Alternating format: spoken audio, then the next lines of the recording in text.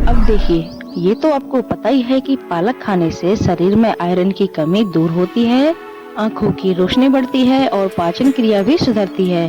तो जब पालक इतनी फायदेमंद है तो आज हम बनाते हैं पालक की बिल्कुल सिंपल सी भाजी। राम राम, मैं हूँ ज्योति कुशवाहा और आपका जेके किचन में स्वागत है। तो फिर बिना देरी किए हुए जल्दी से शुरू करते हैं, जिसके लिए हमें सबसे पहले यहाँ पर चाहिए पालक।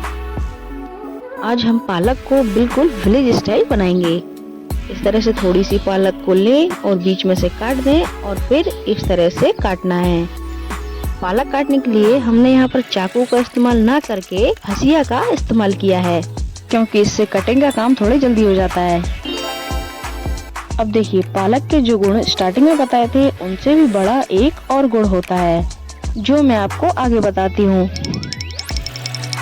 तब तक आप देखते रहिए और एंजॉय करते रहिए, क्योंकि एंजॉयमेंट भी तो जरूरी है ना।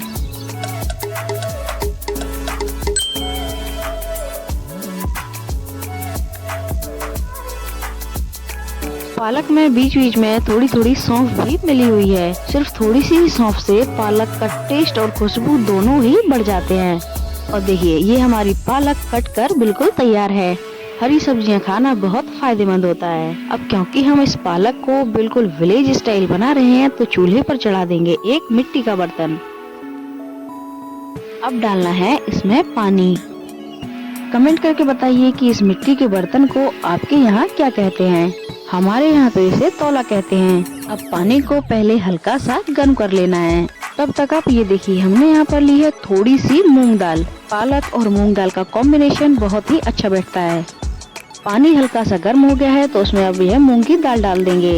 इस दाल और पानी को एक अच्छा सा उबाल आने तक हमें बिल्कुल भी नहीं चलाना है, यहाँ तक कि इसे मिक्स भी नहीं करना है। इसे ऐसे ही बढ़िया से पक जाने दें। इसके उबाल का मैं आपको एक टाइम लैप्स दिखाती हूँ।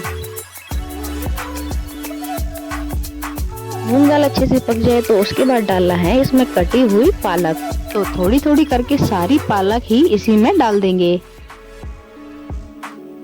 अभी तो तौला बिल्कुल भर गया है, लेकिन पकने के बाद ये पालक बिल्कुल पिचक जाएगी। तो पिचकने से पहले ही डालना है अब इसमें थोड़ा सा गेहूं का आटा। क्या, गेहूं का आटा? हाँ, गेहूं का आटा ही डालना है, क्योंकि इसे डालने से इसमें थोड़ी सी बाइंडिंग आ जाएगी। अब इन सबको बढ़िया से मिक्स कर देंगे। रेसिपी अगर आपको जरा भी पसंद आए तो एक लाइक और शेयर जरूर कीजिएगा। अच्छे से मिल जाने के बाद अब इसमें डालना है स्वाद के हिसाब से नमक। नमक के बाद डालना है बारीक कटी हुई हरी मिर्चियाँ। मिर्च को आप तीखे के हिसाब से कम या ज्यादा रखें। अब इन सबको भी बढ़िया से मिला लेना है। अब मैं आपको एक रोचक बात बताऊं कि पालक को ताजा रहते ही खाना चाहिए। ऐसा इसलिए क्योंकि इसमें मौजूद विटामिन और खनिज आसानी से खत्म हो जाते हैं। इसलिए हमें पालक को हमेशा ही ताजा खाना चाहिए। इसे पकते पकते कम से कम 4 से 5 मिनट हो गए हैं। तो अब इसमें डालना है लास्ट इंग्रेडिएंट, जो कि है हींग। तो अब इसमें बिल्कुल थोड़ी सी हींग डाल देंगे और इसे चूल्हे पर से नीचे उतार लेंगे। और आपने नोटिस किया मिट्टी के बर्तन की एक खास बात, कि इस बर्तन के कोने जल्दी से गर्म नहीं होते हैं।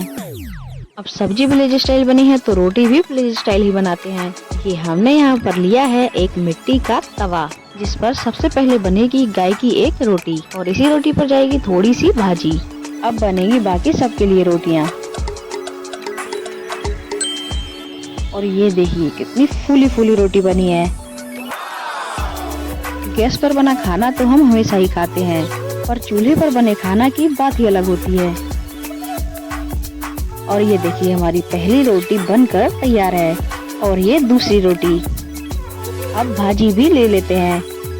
सच में ये बनी तो बिल्कुल सिंपल है, लेकिन लगती बहुत ही टेस्टी है। अब भाजी का टेस्ट और भी बढ़ाना है तो इसमें डालना है थोड़ा सा घी। अब देखिए, मैंने आपसे कहा था कि स्टार्टिंग में बताए गए गुणों के अलावा भी इसका एक और बड़ा गुण होता है। तो पालक का एक और जो बड़ा गुण है वो है कि कैंसर जैसे बड़े रोग का खतरा भी कम हो जाता है। इसीलिए हमें पालक खानी चाहिए और पालक के साथ साथ और भी हरी सब्जियां भी खानी चाहिए। आप भी इस रेसिपी को एक बार ट्राई जरूर कीजिएगा। चूल्हे पर नहीं तो गैस पर तो बना ही लीजिएगा। यकीन मानिए इसका टेस्ट आपको बहुत ही अच्छा लगेगा और इसे खाना फायदेमंद तो है ही। तो फिर चलिए बिना देरी किए हुए जल्दी से जेके किचन को सब्सक्राइब कर लीजिए। मिलते हैं जल्दी नई वीडियो में किसी नई रेसिपी के साथ, तब तक के लिए राम राम।